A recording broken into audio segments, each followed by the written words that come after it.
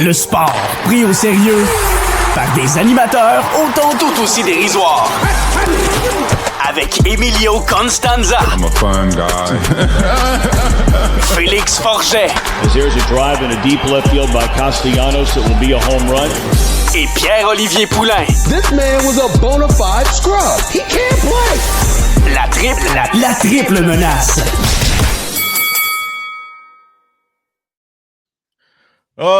Je pense que le thème du jour, ça va être vacances. Hein? Vacances, c'est la dernière avant pour un bon mois de petits repos du balado, mais aussi vacances dans le sens que là, on va se garder occupé avec des petites activités pour les prochains jours, les prochaines semaines. Messieurs, Félix Forget, Pierre-Olivier Poulain, comment allez-vous pour cette dernière édition de la saison 2025-2026 de la triple menace? Quelle saison on a eu? Ça va bien, je suis très content. Oui. Oui, rebranding, tu sais, c'est la première avec nos visages en bonhomme. Encore salutations à Amélie qui nous a fait ça. On adore tout. Queen qui doit sûrement nous écouter en direct du festival de Baie-Saint-Paul en ce moment. La connaissant. Comment on se garde occupé là, pour les prochaines semaines? Ben écoute, je vais aller voir du baseball à Trois-Rivières aujourd'hui d'ailleurs. C'est pour ça qu'on enregistre un petit peu plus tôt aujourd'hui. Et qu'on a d'ailleurs préenregistré aussi un segment jeudi avec Bruno Eppel en deuxième moitié d'épisode. Deuxième moitié et dernière heure d'épisode. On fait une petite demi-heure. Ici, on a déjà une bonne heure d'enregistrer avec Bruno Eppel et Anne Minji aussi, que vous avez déjà entendu le lendemain du Super Bowl. On l'avait invité sur le show. Vraiment un super, super bon blog. Bruno a été extrêmement généreux et était vraiment, vraiment bon. On a hâte de vous partager ça. Mais pendant ce temps-là, nous, on va en profiter pour recharger les batteries. Puis, tu vois, profiter un peu de la balle. C'est ce qu'il va y avoir au mois d'août. Il y a pas mal juste ça dans le monde sportif. Fait qu'on va en profiter avant que la saison des fantasy arrive. Là, ça, je vais en avoir par-dessus la tête. Là, on va en profiter un peu au mois d'août. Puis en plus, je pense que tu t'en glisses une petite mention dans cette heure avec Bruno Eppel. Combien t'en fais? Pop, ouais. Comment tu t'occupes ces prochains jours, prochaines semaines? Ben écoute, moi je tombe officiellement en vacances le 31 au soir à 22h. Fait que déjà là, ça commence bien. Fait que, mais les vacances de la triple menace coïncident un peu avec mes vacances personnellement. Fait que j'ai quelques endroits à visiter. D'ailleurs, je m'en vais à Montréal le 8 août pour aller voir Avenged Sevenfold et Good Charlotte au Centre Bell. Ça, j'ai extrêmement hâte. J'avais peut-être un planning d'aller voir du monde en Abitibi, mais faute d'horaire, ça ira peut-être une autre fois. On aurait pu quasiment se croiser, Mio. On aurait pu quasiment se croiser sur la route. Hey, moi, par contre, je vais m'occuper d'aller voir ton monde en Abitibi. Moi, je vais demain, le lundi. Même ça paraît, j'ai du lavage à faire. J'ai pris mon chandail Aléoupe 360 le plus fripé. Tu sais, le classique, tu portes comme ton linge le plus fripé avant de partir à quelque part parce que tes valises sont déjà faites. Là. I know that feeling. C'est ça que tu passes. Donc, je pensais pas que c'était appliqué quand tu enregistrais un podcast vidéo, par exemple. Ça, je vais t'avouer, je pensais qu'il y avait une exception qui se faisait. Non, il n'y a pas d'exception finalement. Fait que, moi, je m'en vais en Abitibi pour continuer mon processus de déménagement puis être là en attendant qu'il passe pour Internet parce que l'appartement, ma copine est là depuis, ça va faire un mois dans 5 jours puis il n'y a toujours pas d'Internet. Oh mon Dieu. Oh! OK, là c'est rough, là. Écoutez, on avait pris le rendez-vous, on pensait que ça allait se faire la semaine d'après ou non, c'est un mois à l'avance, puis il faut que tu choisisses ta journée, puis tu peux pas choisir une heure, il faut que tu choisisses ta journée, puis tu fasses le piqué à la maison. Donc, ça va être une partie de plaisir. Je serai en vacances pour cette occasion-là. Mais messieurs, parlons de tout ce qu'il y a de sport. Et pour les gens qui nous écoutent à la maison, ben écoutez, si jamais on a toujours du stock, même si on va être en vacances d'épisodes, parfois du stock à publier, tu vois, restez à l'affût sur les réseaux sociaux quand même, notamment ce qui est de notre page Facebook, de notre groupe Facebook des super fans des Tigers de Guangdong, où vous pourrez toujours participer dessus avec nous, interagir, toutes ces belles petites affaires-là. Messieurs, parlons donc de la grosse nouvelle de la semaine. Je pense qu'on a tous eu un peu cet effet de surprise d'apprendre que LeBron James poursuivra sa carrière avec les 76ers de Philadelphie. On l'a appris en premier de Shams Charania, mais comme dans la même minute, LeBron James a publié un message de 4 tweets de long sur son compte pour dire qu'il s'en allait à Philadelphie. Un contrat de 2 ans, un total de 8 millions de dollars, avec une deuxième année d'option qui lui revient. Juste avant qu'on parle de cette signature en soi, Félix Forget, je te regarde. LeBron James a dit dans son message « Je pensais vraiment que j'avais joué mon dernier match. » Sur 10, à quel point est-ce que tu y as cru? On va commencer dans le négatif.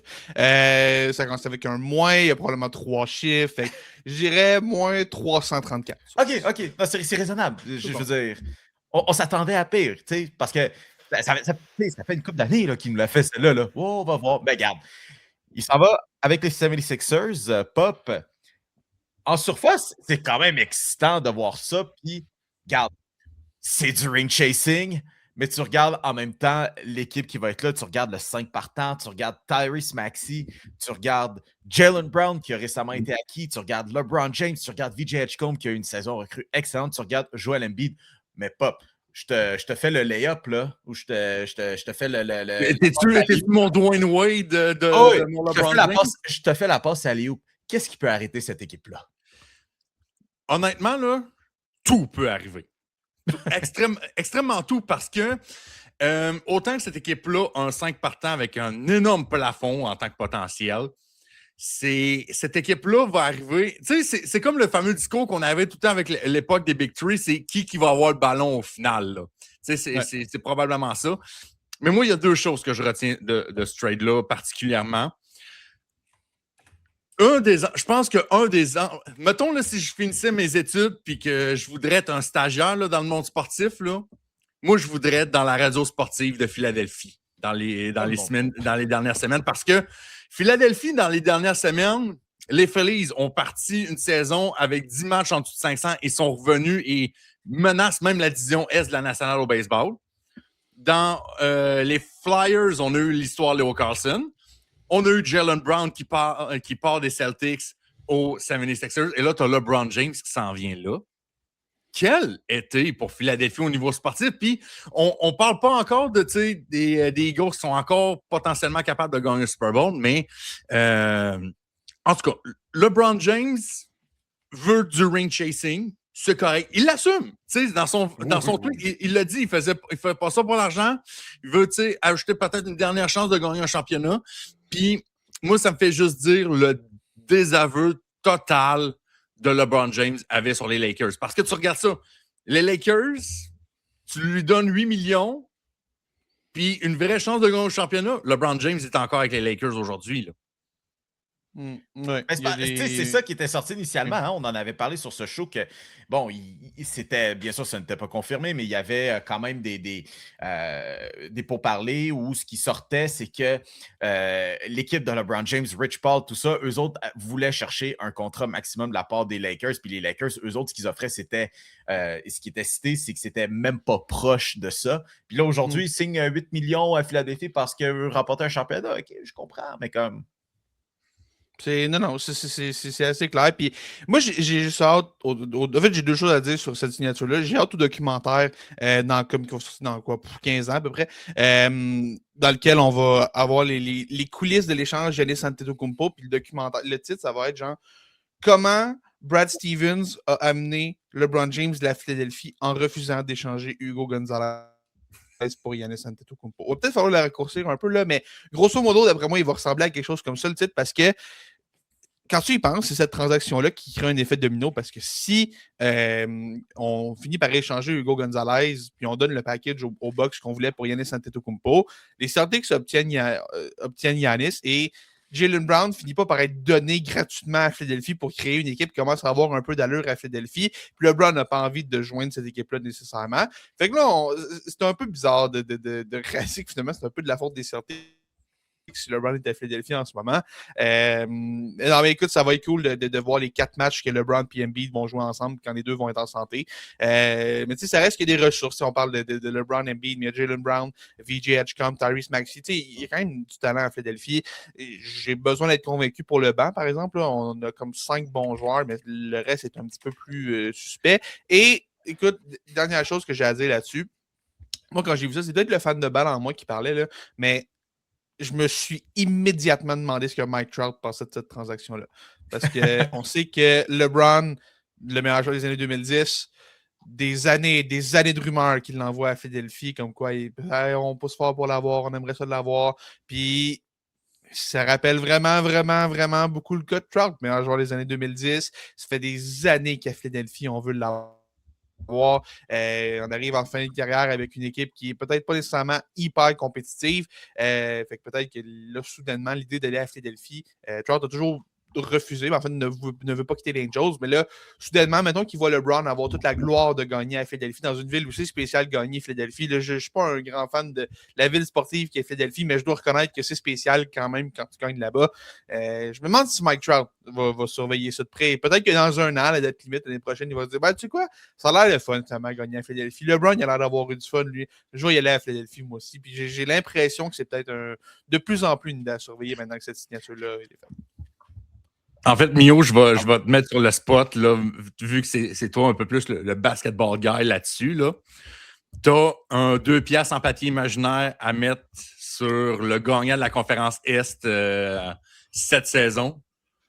I mean, tu regardes ça, là, honnêtement, il y a 5-6 équipes qui pourraient tu peux legit sortir un argument que cette équipe-là peut se ramasser en finale de la NBA. Au moins 5-6 équipes. Mon Dieu, OK, tu me lances là-dessus. Mon Dieu, qui pourrait sortir de l'Est? Il y a tellement de bonnes équipes. Mettons, t'as les Knicks qui sont champions en titre. T'as les Sixers qui viennent d'ajouter Jaylen Brown et LeBron James. Ouais. Les Celtics sont encore Jason Tatum à la limite. Ils ont réussi à avoir une super belle saison juste avec Jaylen Brown. Fait que je comprendrais pas pourquoi ils pourraient pas le faire avec... Et puis les Raptors, on ne sait pas officiellement, ils n'ont pas encore Kawhi Leonard avec eux. Hein, fait qu'on sait toujours pas. C'est pas encore décidé. Écoute, les Pacers peuvent encore avoir Tyrese Haliburton qui revient. Puis t'as encore Détroit qui ont fini l'année dernière premier. Fait que là. Écoute, ce que je vais. Ouais, mais tu sais, ce que je veux dire rapidement, c'est que les Pacers, l'équipe est plus pareille de celle qui est allée en finale. Man, je vais y aller avec les Knicks, je vais y aller avec le choix facile, mais là, tu sais, les gens disent mais ils ont perdu Mitchell Robinson. Perdu Mitchell Robinson. Puis Détroit, Jalen Duren, il y a eu une mauvaise performance en séries éliminatoires, puis tout d'un coup, il veut s'en aller, puis j'ai pas été bien respecté dans les négociations salariales. Écoute, je vais y aller avec les Knicks, les 76ers. Écoute, tu sais quoi, ça peut même finir 6e, les 76ers, parce que ce que je voulais aussi, dans le sens que qu'est-ce qui peut les arrêter? Ce sont les blessures. Puis Félix en a fait mention aussi. Joel Embiid, il passe plus de temps sur le banc, en habit de ville que... oui, puis je veux dire, on lui souhaite que ce soit juste une seule fois que dans sa vie qu'il peut avoir une bonne run en série en santé. La seule fois qu'il a eu, Kawhi Leonard a décidé de nous donner l'un des tirs les plus iconiques de l'histoire du sport.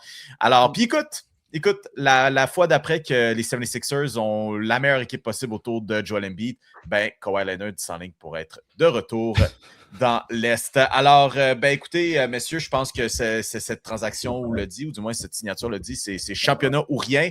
On va finir là-dessus. Est-ce que les 76ers peuvent gagner un championnat avec LeBron James, Félix Forget? Ta réponse?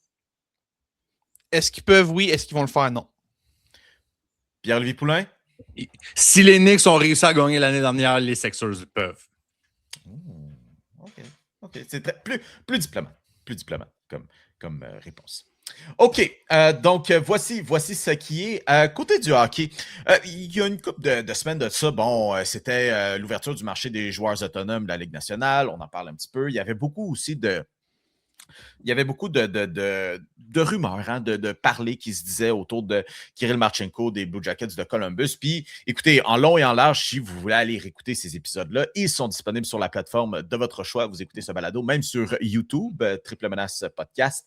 On a parlé, à quel point ça serait fantastique d'avoir Kirill Marchenko avec le Canadien de Montréal, avec Ivan Demidov, je veux dire, le compagnon de trio parfait des Russes. Bon, on connaît la chanson.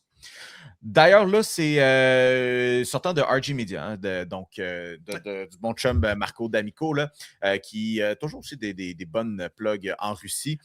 Juste pour dire, c'est Daria Tuboltseva qui c'est pas lui, média de Marco. mais Oui. on fait le lien. Exact, oui. Donc, un nouveau rapport qui sort, hein, comme quoi, du clan de Marchenko, il y aurait un échange qui est imminent, puis vous savez quoi, on est en train d'enregistrer, puis peut-être que c'est encore en pourparlers. Peut-être que demain matin, quand l'épisode sera publié, ou même tantôt quand l'épisode sera publié, finalement, l'échange va arriver digne de notre chance, mais au moment où on en parle, il n'y a aucun échange qui est abouti. Mais ce qu'on entend, messieurs, c'est qu'il y aurait 2 équipes là, finalement dans cette course pour Marchenko et que, bien sûr, le Canadien est toujours intéressé. Puis du côté des Blue Jackets, bien sûr, département des relations publiques, on entend que rien ne se déroule là-dedans. Alors, il y a quoi de nouveau là-dedans, Félix? Ben écoute, en fait, ce qui arrive, c'est qu'on apprend que finalement le dossier est encore actif parce qu'aux dernières nouvelles, Don Waddell avait été clair sur le fait que lui et Werenski allaient commencer l'année à Columbus. Et là, soudainement, on apprend que peut-être que ça va changer. Peut-être que depuis tout ce temps-là, on négocie un peu en secret. C'est un peu pour ça quand Werenski était sorti, je me souviens, je l'avais dit sur le show. Je vais le croire quand je vais le voir que Werenski va vraiment rester à long terme. C'est beau de dire, ouais, ils vont rester puis tout, mais des fois, c'est complètement autre chose qui se passe. Là. Et là, c'est un peu ce qui se passe avec Marchenko. Et là, évidemment, c'est reparti depuis hier. On parle beaucoup de ça. Encore une fois, on revient encore à ce qu'on avait de Marchenko est encore la meilleure option réaliste sur le marché pour entourer le deuxième trio du Canadien. Puis j'ai l'impression que le Canadien pousse vraiment parce qu'il voit vraiment en Marchenko le gars parfait pour Ivan Demidov.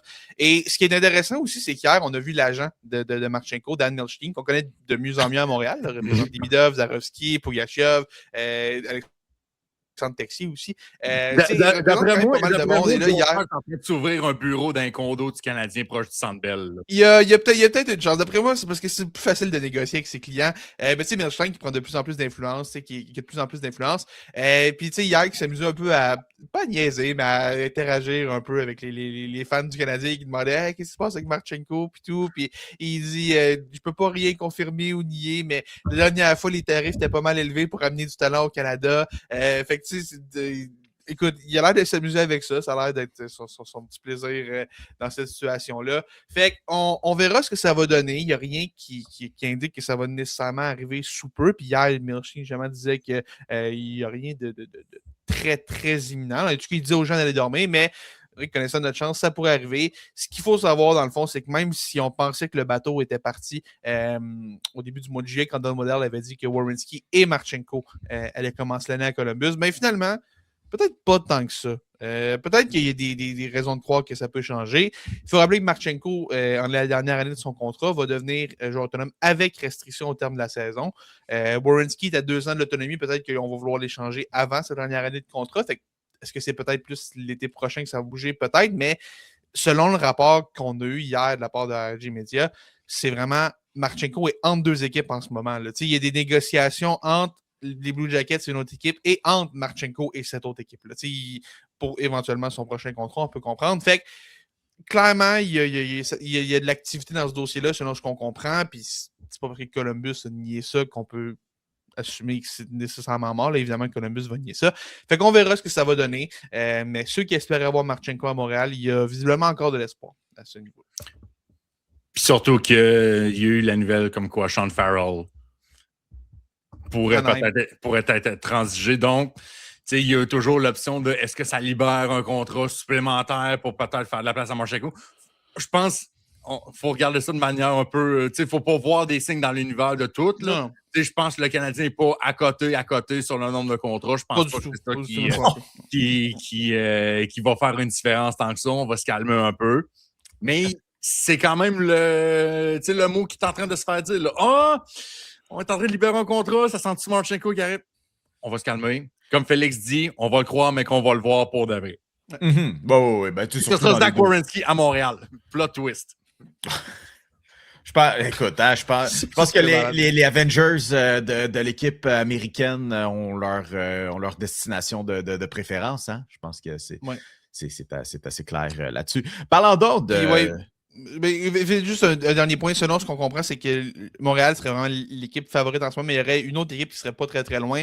On soupçonne que c'est le Mammouth, c'est l'équipe qui avait circulé il y a un mois. Et il y aurait peut-être une troisième équipe aussi, la fameuse troisième équipe mystère. Là. Les Rangers sont une équipe qui a circulé. Puis finalement, t'entends qu'il n'y avait aucune offre soumise, puis que finalement, il n'y avait rien là-dedans. C'est... Tellement pas une manière des agents de faire juste monter l'enchère via les médias. Tellement pas un move comme ça. Là. Le syndrome de la troisième équipe. Je disais, parlons-en donc des joueurs américains, parce que finalement, écoutez, on a parlé il y a quelques semaines, encore une fois, sur ce programme. Bon, écoutez, il y avait 2 joueurs de disponibles. Il y avait Anthony Mantha, il y avait Patrick Kane. On aime ça toujours théoriser qui pourrait venir jouer avec les Canadiens de Montréal. Que ce soit de près ou de loin là, fondé. Là. C'est vraiment juste nous autres on se met en mode DG sur LNH, sur les jeux NHL d'ailleurs, qui revient, le DG connecté, soit de 100%. Et Patrick Kane, qui trouve preneur finalement, va aller jouer avec les Blackhawks de Chicago. On dirait qu'on a un moment full circle.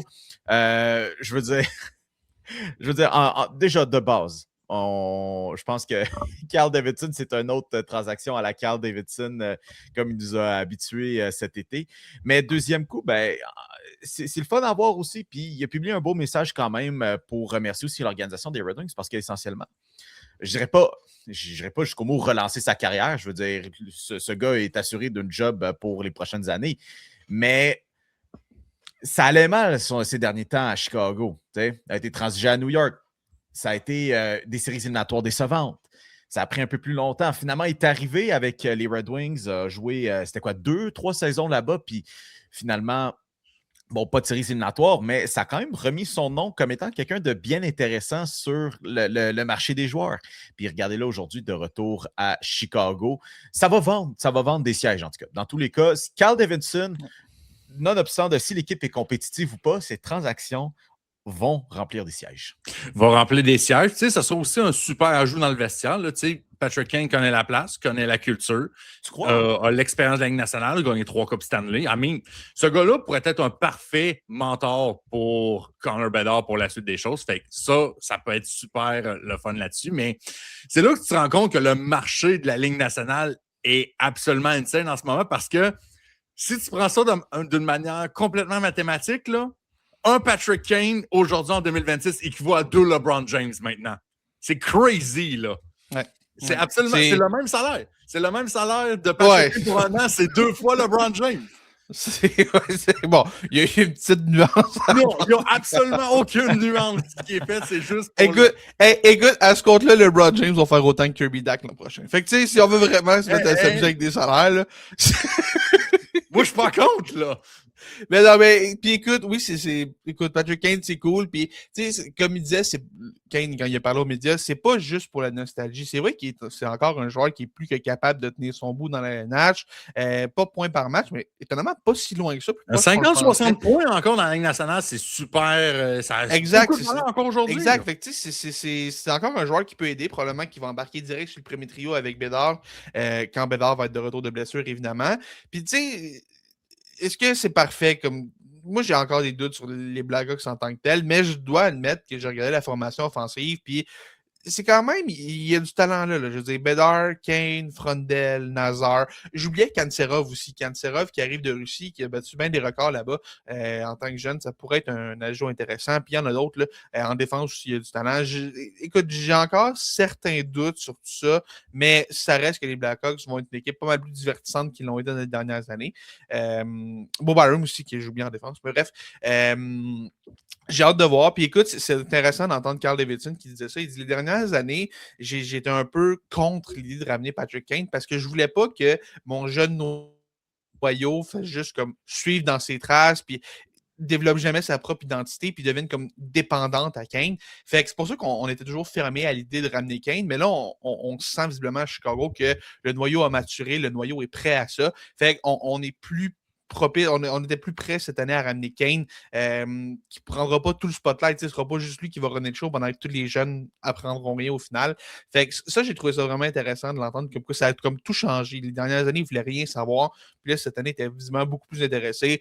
D'après moi, ils ont donné 8 millions de bonnes raisons par année de dire oui aussi. Là, pour un joueur de son âge, signer pour 8 millions par année, c'est de l'argent. Là, on s'entendait peut-être à un contrat avec des bonnies, mais finalement, on est allé full salaire garanti. Fait qu'on verra bien ce que ça va donner. Le risque est minime. On n'a pas besoin de re-signer personne à Chicago d'ici 2 ans, mais c'est quand même une belle prise pour les Blacks. Puis je pense que ça garantit quand même, finalement, ça n'arrivera jamais, hein, la fameuse signature, la fameuse transaction de Patrick Kane dans sa ville native de Buffalo. Puis en plus, Buffalo, tu sais, en plus, je veux dire, c'est le coin a finalement été tourné, tu sais. Ouais, quel été de misère à Buffalo, man. C'est terrible. Ça s'arrêtait. Écoute, été de misère. On s'entend qu'on vient d'aller chercher un 4e show au total pour Bowen Byram. Là. Oh, ouais, il aidera pas maintenant. Tu viens de tourner le coin, puis tu recommences encore avec un jeune. Tu as perdu Tuck, tu as perdu Byram, tu as perdu la chance d'ajouter 15. Ils vont encore être bons, les Sables. Mais bon. C'est juste. Puis t'as pas réglé la situation devant le filet aussi, qui était une réelle problématique. Ça confirme que finalement, il n'arrivera jamais, hein, cette fameuse photo de Patrick Kane dans un jersey des Sabres. On en a ça fait, je pense, 10 ans qu'on en parle. Le jour qu'il ne sera plus à Chicago, Chicago construira. Est-ce qu'il pourrait aller avec les Sabres? Ça attendra finalement. Et puis finalement, dernière des nouvelles qui nous sortent aussi, hein, du côté de Dallas, Jason Robertson a aussi signé son contrat. Je pense pas que c'est le contrat auquel on s'attendait, hein, mais petit contrat d'1 an. Félix, corrige-moi, 12 millions de dollars pour la saison. Alors, écoutez, je pense que c'est assez simple que Robertson se donne le gros bout du bâton pour les négociations toute l'année. Il espère pouvoir produire encore à un rythme remarquable comme il nous a habitués par le passé, puis après ça, d'aller faire sauter la banque l'année prochaine. Ou du moins, ça donne au minimum, là, ça donne 1 an à Jim Neal de gérer ses affaires, de voir qu'est-ce qu'on peut faire avec la masse salariale pour pouvoir accommoder les demandes de Jason Robertson l'année prochaine. Parce que si on sort l'argent, d'après moi, il va rester. Il peut signer un contrat de 7 ans. Là. C'est juste de savoir comment on va gérer tout ça un peu. Là, la fameuse affaire, c'est est-ce qu'on va enfin défoncer le plafond et admettre que là, c'est... est-ce qu'on va enfin admettre que quelqu'un peut faire plus cher que Mikko Rantanen dans cette équipe-là? Là? Fait que, c'est ça le problème. C'est ça le problème. L'autre problème avec ça, Félix, aussi, c'est d'accommoder, mais c'est parce que là, les Stars ont un maudit bon club, puis ça fait quand même, depuis 2020, l'une des équipes les plus constantes au chapitre des victoires en saison régulière. Et puis même en séries éliminatoires, ils font du chemin, mais crime, ça tourne en rond. Là, on a fait le changement derrière le banc, on a changé d'entraîneur, ça tourne en rond encore. Puis oui, absolument. Puis je veux dire, Robertson est probablement le meilleur joueur de cette équipe-là. Oui, Rantanen, c'est la grosse acquisition fancy. Puis il y en a des bons. Escanen est excellent aussi. Mais Robertson est un talent spécial. Robertson, depuis le début, on a l'impression qu'il veut rester à Dallas. Il veut juste que Dallas le paye à sa juste valeur. Puis je pense c'est encore ça le problème, c'est qu'on ne veut pas aller au-delà du 12 millions de Rantanen. Mais si vraiment les Stars ne sont pas prêts à payer plus que 12 millions de Rantanen, c'est problématique. Là. Je veux dire, tu me demandes de payer Robertson ou Rantanen. J'adore Rantanen. Je suis un gros fan, mais je vais payer Robertson bien avant. Qui est un top 5 allié de la Ligue, Robertson, peut-être top 10, mais il est phénoménal. Un talent vraiment exceptionnel. Fait que j'ai hâte de voir. Ça mène directement vers l'autonomie complète au terme de ce contrat-là. Je pense que il va pousser fort pour rester à Dallas. Je pense que c'est ce qu'il veut. Mais il va falloir que Dallas fasse son bout de chemin. Il a accepté une dernière année à 12 millions, mais je pense que là, on veut aller dans du 14-15 par année. Et avec raison, là, avec la formule des salaires, c'est plus que mérité. Même qu'il y ait 14 millions pour 7 ans pour Robertson, ce serait une belle aubaine. Fait que j'ai hâte de voir comment ce dossier-là va se régler. Ouais, bon, bien hâte de voir ça. Ça va être fun à voir tout ça. Là. Puis finalement, ça va juste être le dénouement plate. Il reste à Dallas puis signe un beau contrat. Mais écoutez, pendant l'année, ça va être le fun de théoriser là-dessus. Puis pendant toute l'année, on va être genre, hey, ça va être le fun. Jason Robertson, unrestricted free agent, ça va être le fun au 1er juillet. Non. Jamais. Ça ne plus comme ça. Puis le sujet va se régler, mais bon, c'est le fun d'en parler aujourd'hui. On n'a plus beaucoup de temps, mais on a quand même un petit peu de temps pour sneaker du baseball, messieurs, parce que, bon, écoutez, date limite des transactions qui arrivent 3 août. Alors, allons-y avec ce qu'on a. Je commence, hein, pourquoi pas? Donc, écoutez, j'ai-tu besoin de vous dire encore, saison bizarre pour les Blue Jays, alors qu'on semblait avoir même tourné un petit peu le coin. Hein. On avait eu des temps un petit peu forts récemment, mais là, ça s'est gâté de retour du match des étoiles. Alors, à suivre avec les joueurs qui seront échangés, mais Kevin Gausman a sorti sa liste d'équipes auxquelles il ne veut pas échanger, hein, sa no-trade list qui comprend les Reds, les Brewers, les Tigers, les Mets, les Aces, les Mariners, les White Sox ainsi que les Pirates. Donc, il est prêt à aller à ces grosses équipes qui sont prêtes à gagner. Il est prêt à rester même dans... c'est les équipes auxquelles il ne veut pas aller, ça, si j'ai bien compris. Oui, c'est sa no-trade list. Oui, c'est ça. Donc, il est ouvert.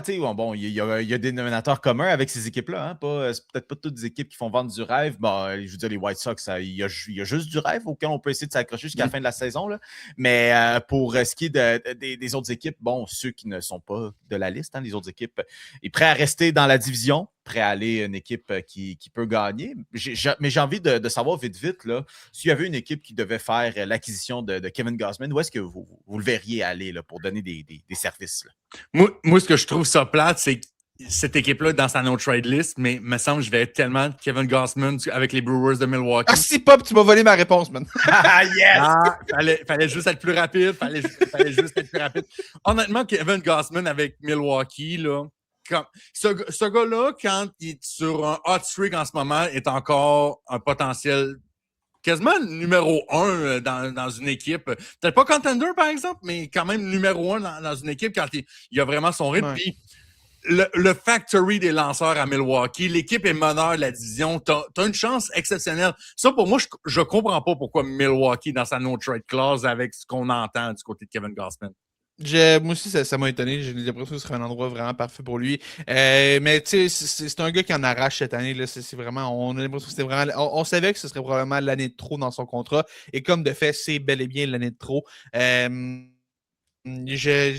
Écoute, c'est drôle parce que j'aurais dit les Mariners aussi. Peut-être que si on échange d'autres partants, peut-être aller chercher pas cher. Finalement, ce ne sera pas les Mariners non plus. Mais peut-être Philly. Philly serait cool quand même. Il ferait quand même un beau trio de partants avec Sanchez, Wheeler et Gausman en série. Je pense que c'est. Il y en a d'autres aussi là-bas. Là, peut-être qu'on resterait à l'interne. Mais j'aimerais bien Philly. Ce serait cool. Je ne suis pas un gros fan des Phillies, vous le savez, là, mais j'aime bien l'idée de voir Gausman avec cette équipe. Ça battra jamais hein, le stéréotype ou les allégations, du moins, que les Phillies, c'est cette équipe juste avec des vétérans en fin de carrière. Hein, c'est pas faux. Ça battra pas. Félix, restons donc sur les lanceurs parce qu'une des équipes qui faisait partie de sa liste, c'est les Tigers de Détroit. Puis finalement, écoutez, on a un petit peu de nouvelles dans le dossier de Tarik Skubal. Ouais, écoute, les Tigers qui gagnent un petit peu plus qu'ils perdent, mais le problème, c'est qu'on a tellement un gros déficit que c'est difficile d'en sortir. Le gros nom qu'on surveille, évidemment, c'est Tarik Skubal, un des 3-4 meilleurs lanceurs du baseball majeur et qui va devenir joueur autonome au terme de la saison. On ne s'attend pas à ce qu'il reste à Détroit à long terme. Donc là, logiquement, on se dirait que Détroit va probablement l'échanger à moins d'être vraiment dans la course. Détroit n'est pas vraiment dans la course. Et là, ce qui est intéressant, c'est d'apprendre que Skubal, lui, ne veut pas vraiment quitter. T'sais, il veut rester à Détroit, semble visiblement aimer Détroit. Il les aime un peu moins quand vient le temps de négocier, apparemment, parce qu'on ne lui donne pas le contrat qu'il veut. Puis, écoute, chaque fois que je vois ça, je repense à la limite 2023, quand les Angels avaient Shohei Ohtani, qui était à quelques mois d'autonomie. Et on a décidé, même si l'équipe allait absolument nulle part, on est devenu acheteur à ce moment-là pour essayer de convaincre Ohtani de rester, de donner des raisons de rester. Puis finalement, ça a été une réelle catastrophe. On n'a jamais été capable de monnayer Shohei Ohtani qui aurait rapporté une fortune. Il y avait une offre pour Junior Caminero sur la table et on l'a refusé. Caminero qui n'était pas encore établi dans les majeurs, mais était quand même vu comme un immense espoir à ce moment-là. Fait que là, on se retrouve dans une situation où est-ce que on a possiblement le plus gros poisson du marché, mais on n'est pas nécessairement prêt à le vendre, mais on risque de le perdre pour rien si on ne l'échange pour rien à la fin de l'année. Fait, c'est bien beau que Skubal ne veut pas quitter, mais j'ai l'impression que les Tigers, le choix logique à faire, même si ce serait déchirant, ce serait de l'échanger pour aller chercher de la valeur. On serait capable d'avoir une fortune pour Skubal. J'ai l'impression qu'il faut l'échanger si tu es Détroit. Tu ne peux pas vraiment te permettre de le garder si tu n'as pas l'intention de le signer. Mais j'ai hâte de voir comment on va gérer. C'est pas toujours les décisions rationnelles qui sont prises. franchise. Puis des fois, le DG veut prendre une décision, mais le propriétaire qui veut vendre des billets n'a pas nécessairement le feu vert pour prendre ces décisions. Puis surtout qu'il n'y a pas plus tard qu'il y a l'année passée, que Détroit avait comme 0,5 chance de faire les séries si on fait une remontée. Il y a 2 ans, il y a 2 ans, puis l'an passé, on s'était effondré. C'est ça l'affaire. C'est ça, ok, c'est ça, on avait fait le chemin inverse. Fait d'après moi, il y a encore le spec de 2024 qu'on est genre, hey, pourquoi pas leur faire une deuxième fois? Ouais, peut-être. Probablement. Terminons. Pop. On suit le dossier aussi de Shea Langeliers, des Aces d'Oakland. Hein, mais dis-le, les Aces d'Oakland. Les Aces d'Oakland. Les Aces d'Oakland. Les Aces, quelque part entre Californie puis Vegas. Hein? Méchante affaire. Langeliers qui connaît, mon Dieu, toute qu'une saison, hein, donc même au plan offensif. Mais c'est bon, il va être agent libre. On sait ce qui s'en vient. On sait que c'est quelqu'un peut-être qui pourrait faire sauter la barre. Éventuellement, Pop, qu'est-ce que tu vois dans le dossier de Langeliers? Qu'est-ce qui se passe? Ben, en fait, c'est pas trop compliqué. Là. Jeff Passan qui a tweeté il y a à peu près 2 heures à peu près le dimanche matin que Shea Langeliers a une importante blessure au genou qui ferait faire en sorte qu'il pourrait rater le reste de la saison. Disons que s'il y a des directeurs généraux qui espéraient faire un move, disons qu'on vient de se faire pitcher un tournevis dans la roue du Bessic parce que c'est, d'après moi, là, ça vient faire en sorte qu'on vient d'enlever un gars du marché ou du moins que ce gars-là, s'il est échangé, sa valeur va être bien énorme parce qu'on ne sera pas capable de l'utiliser sur le terrain. C'est plate pour les Aces qui, on dirait que pas tous les outils, mais ils ont un bon bout d'outils, mais on dirait que rien semble vouloir fonctionner pour eux autres, surtout au niveau des blessures et des lanceurs. Fait que c'est juste dommage pour lui.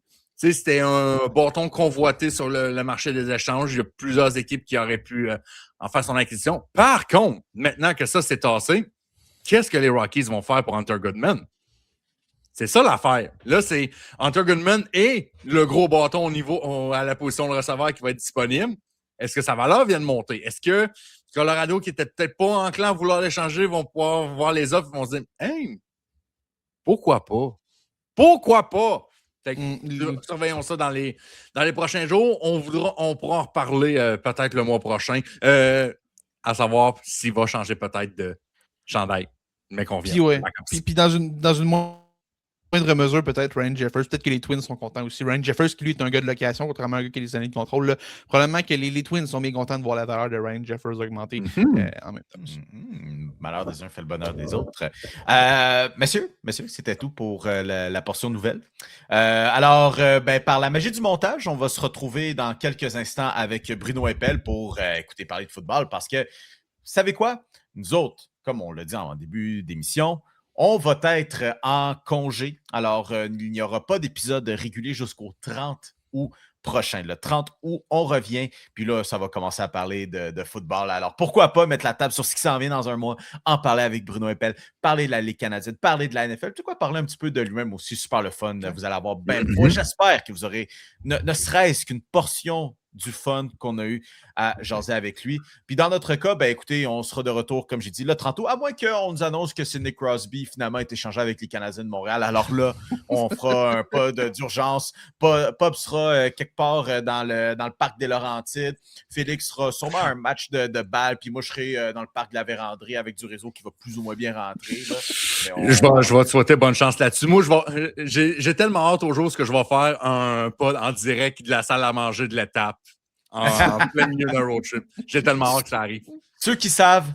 Le savent. Anyways, on se retrouve tout de suite. Puis sinon, pour ce qui est de nous, on vous souhaite la plus excellente des fins d'été. On va dire ça de même. Puis écoutez, on vous aime beaucoup et on se retrouve très bientôt pour la quatrième de la triple menace quand même. Hey. On a toujours hâte de vous montrer ça. Donc, profitez tout le monde puis on se retrouve bientôt.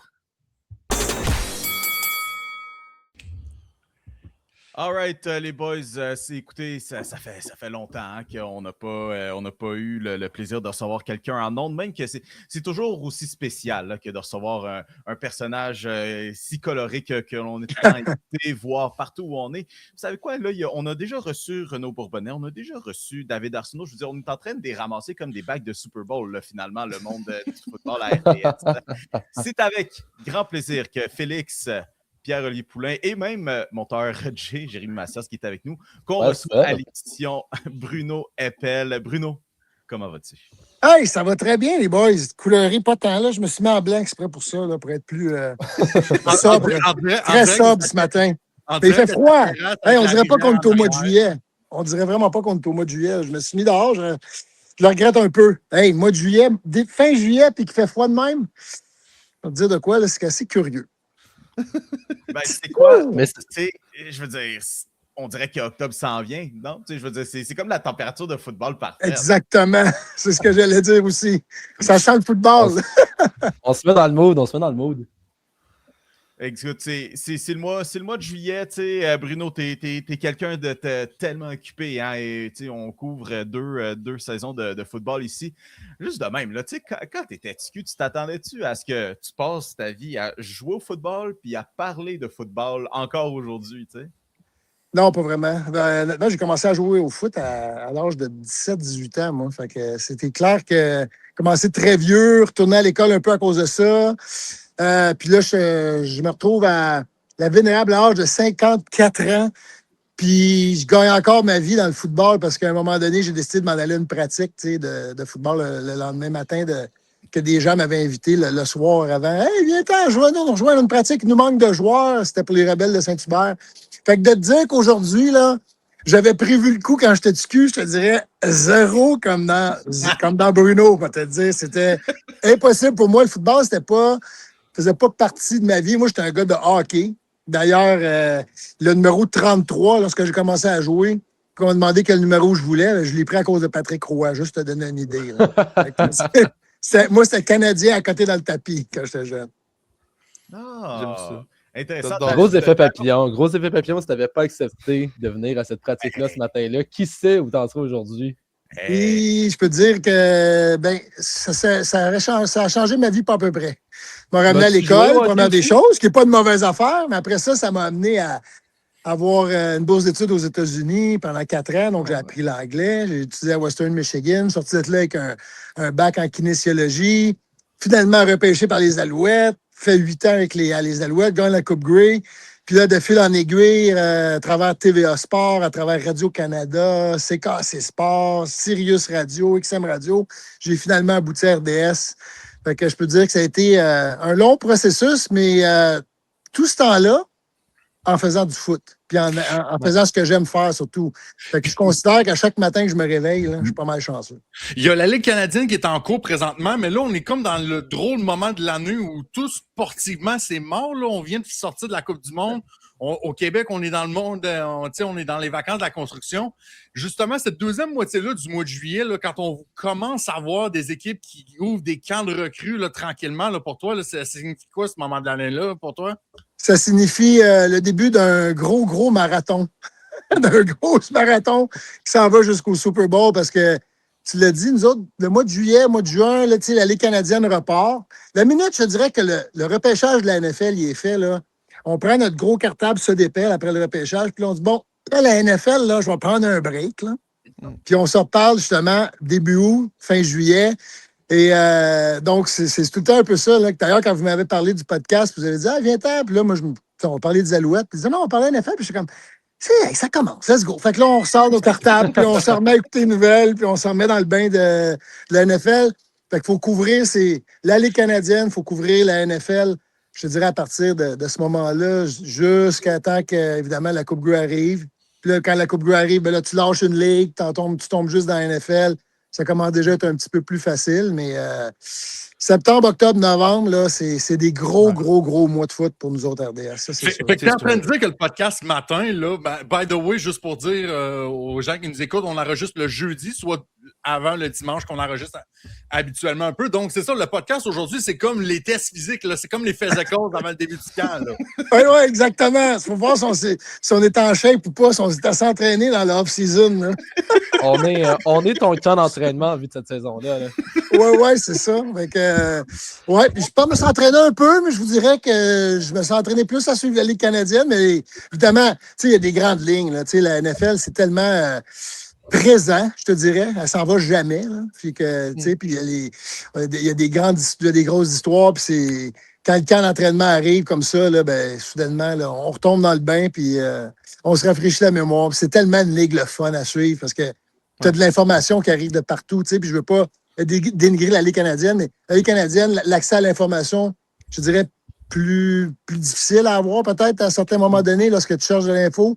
La NFL, c'est carrément un bombardement en règle, là, de tout bord, de tous côtés. Fait que c'est vraiment cool. C'est pas pour rien que. La NFL, c'est un reality show assez impressionnant. Là.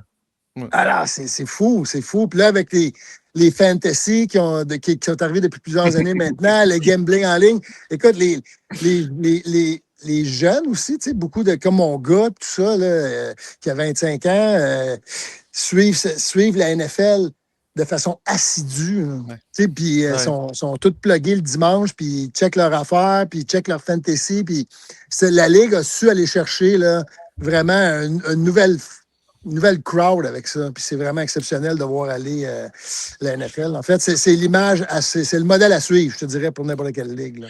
Félix, peux-tu juste nous rappeler combien de fantasy t'attendent d'ici les prochaines semaines? J'ai perdu le compte, man. J'aime mieux pas en parler. J'ai vraiment perdu le compte. Sérieux, c'est grave cette année. Mais écoute, écoute Bruno, vite, avant qu'on se mette sur la NFL, tu parles que tu as suivi les Alouettes dans les dernières semaines.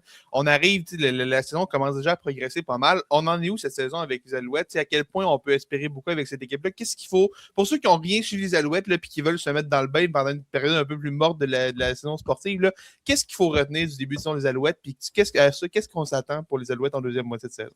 Bon, je te dirais, le nom à retenir, c'est Davis Alexander, assurément, depuis le début de la saison. Ce gars-là, si la saison se finit là, c'est le joueur par excellence, sans contredit de la Ligue. Là. Puis c'est notre corps arrière. Fait que ça fait longtemps qu'on n'a pas eu ça à Montréal, un corps de cette qualité-là. Là. Puis en plus, ben, t'as des gars comme Phil Pott puis Snead comme receveur de passe qui nous rappellent un peu les belles années de Calvillo, AJ Green, tu comprends? Fait que c'est vraiment spécial à voir. C'est une attaque qui fonctionne à plein régime.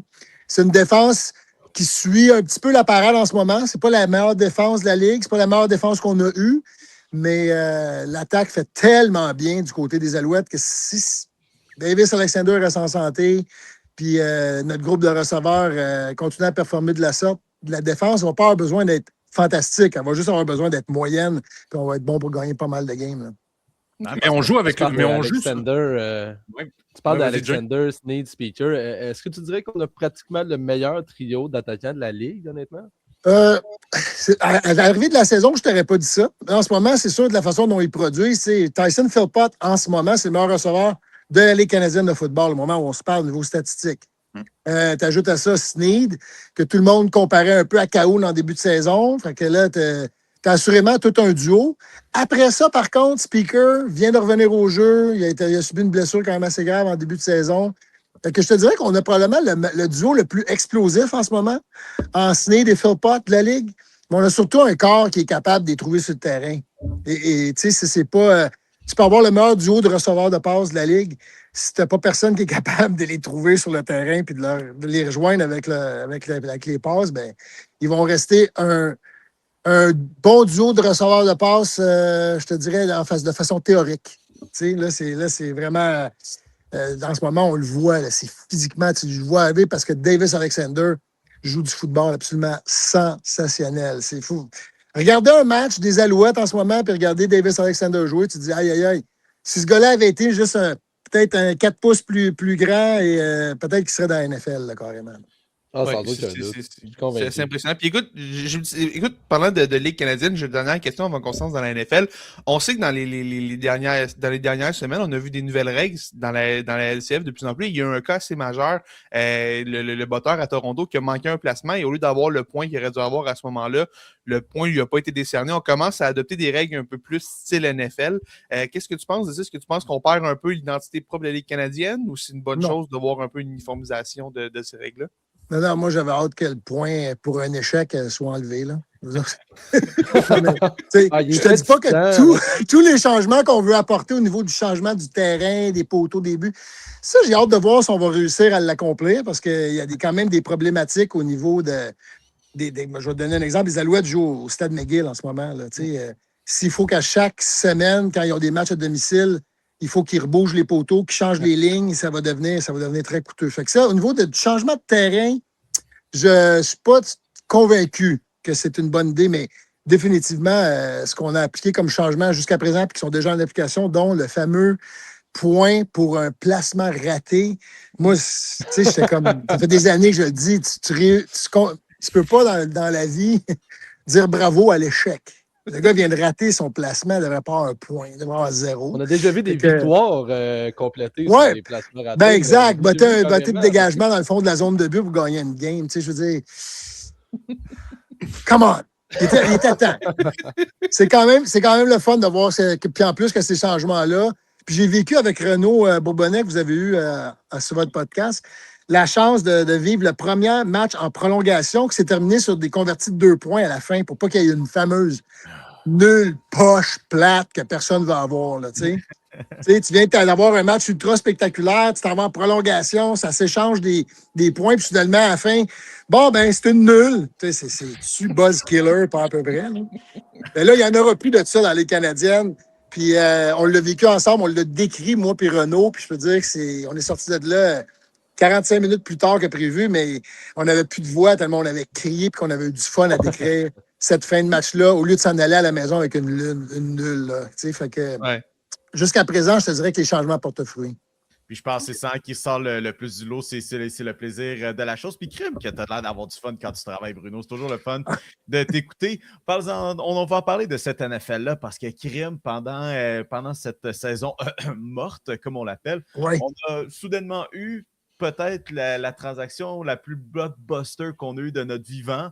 Après des années de Myles Garrett qui jump le gun. Ah, je vais rester à Cleveland. Ah, non, je vais m'en aller. Non, mais tu sais, 40 millions de dollars, hein, ça règle bien des affaires. Hey, finalement, les Rams, fidèles à eux-mêmes, ont dit, tu sais quoi, les choix de repêchage, tout ça, les gars qu'on est allés repêcher aussi, tu sais quoi? Au diable, Myles Garrett. Ça a été quoi ta réaction? C'était un petit après-midi sans prétention là, que ça s'est déroulé. C'était quoi ta réaction initiale? Ben, en fait, la première réaction à cette heure, malheureusement, tu vas toujours vérifier si c'est une vraie nouvelle.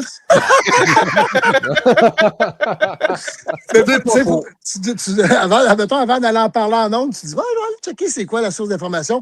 Mais c'est incroyable. Mais c'est tellement laissé de faire ça. Tu le dis, là, les Rams. Les choix de première ronde, on dirait que sont quasiment sont rendus des pros à faire des bons choix de troisième ronde là, au fil des années. Parce que les choix de première ronde, ils n'en ont tellement pas eu souvent avec leur échange.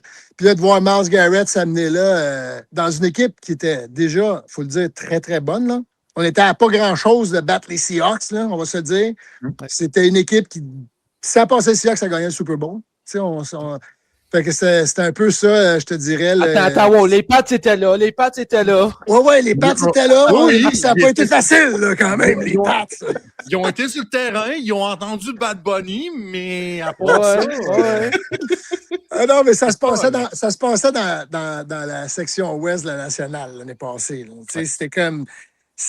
Qui des Seahawks ou des Rams passaient vers le Super Bowl, à mon avis, il n'y avait pas grand chance que les Pats passent au travers. Mais en bout de ligne, là, ça les met soudainement, entre guillemets, favoris pour gagner le Super Bowl, parce que là, tu as le joueur par excellence, Matt Stafford d'un bord, puis tu as le joueur défensif par excellence qui arrive pour épauler déjà une défense qui n'était pas si pire. Puis en plus, on a ajouté des demi-défensifs pendant la saison.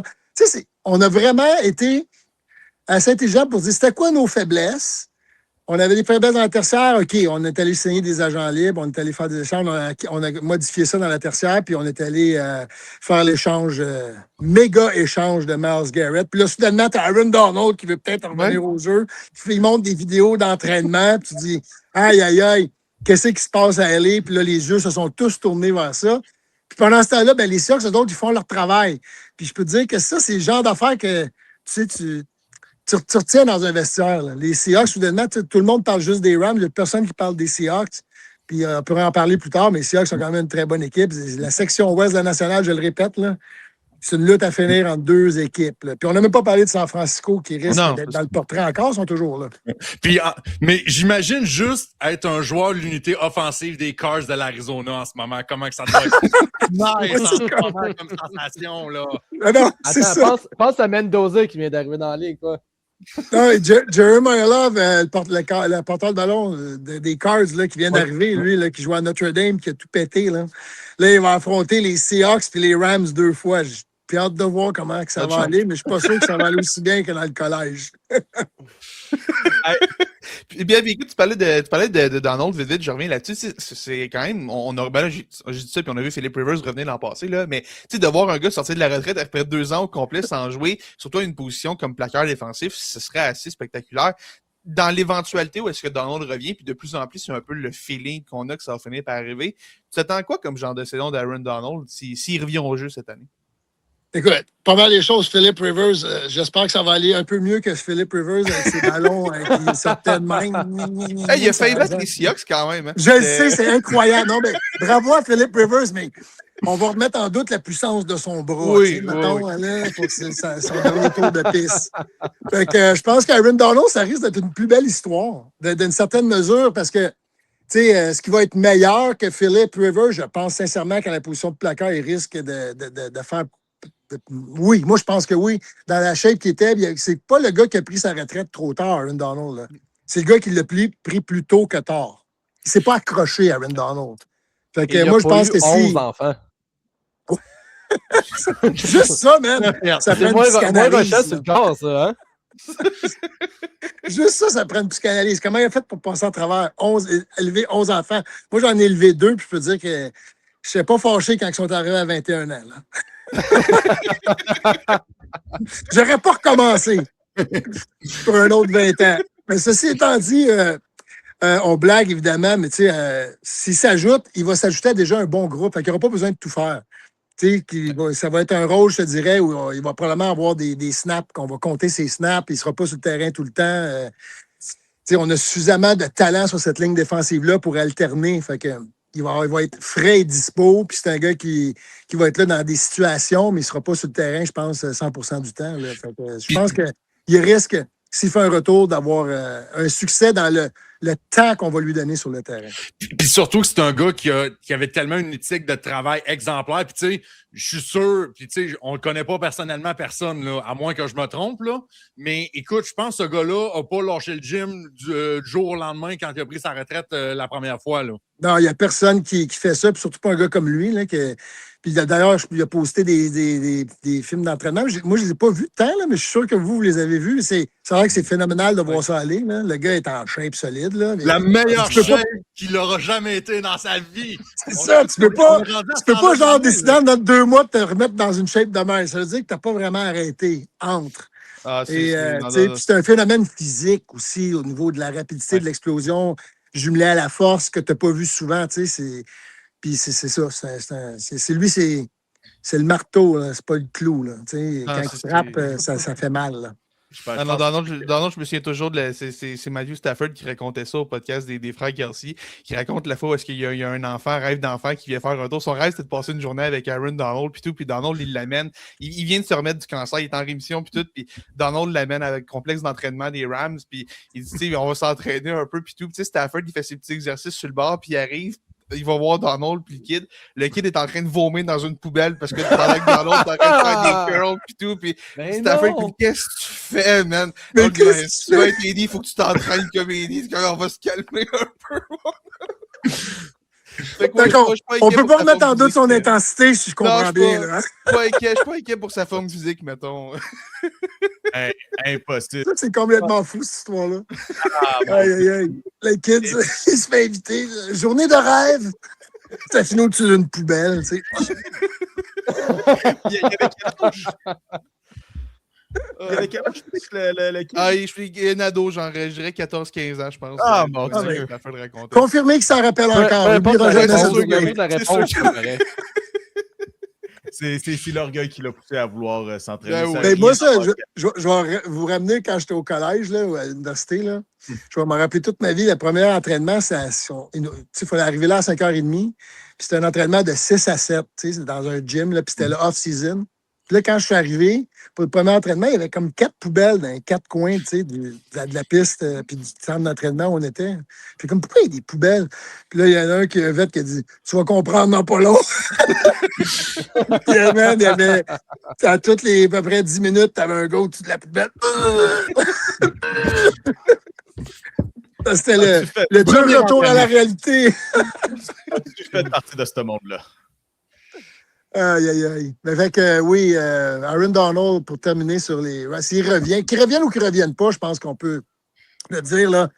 Les Rams sont équipés pour veiller tard à toutes les positions. Ils sont su se renouveler. C'est pour ça que je parlais beaucoup du GM Lesney, parce que, tu sais, à travers toutes ces années-là où ils n'ont pas eu de choix de première ronde, ils ont multiplié les bons choix de troisième. Tu sais, puis, tu sais, leur line-up, quand tu regardes ça, tu vois plusieurs choix de troisième ronde qui sont des joueurs qui sont maintenant très importants dans leur équipe.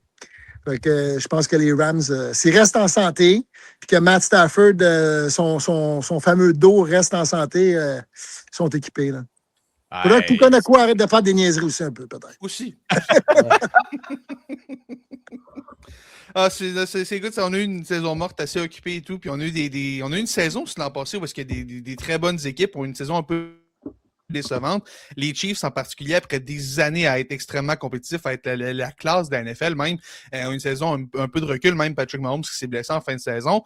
Là, on sent quand même un petit vent d'optimisme autour des Chiefs en ce moment. Est-ce que tu partages cet optimisme-là pour les Chiefs?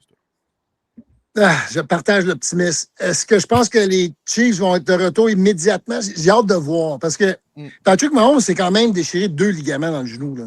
Ouais. Fait que, est-ce qu'il va revenir immédiatement à son retour au jeu s'il est là la semaine 1? Le Patrick Mahomes qui était avant de se blesser. Ça, c'est la première des choses que j'ai hâte de voir. Il va sûrement y avoir un processus là, pour lui là, de réadaptation à jouer au foot puis de ne plus craindre son genou. On verra bien. Ça, c'est la première des choses. Puis je te parlais de 2 demi-défensifs qui sont partis du côté des Rams. Bien, eux, on les a perdus, ces demi-défensifs-là. On dirait que les Chiefs, ils n'ont aucune... comment je cherche mes mots, là, mais...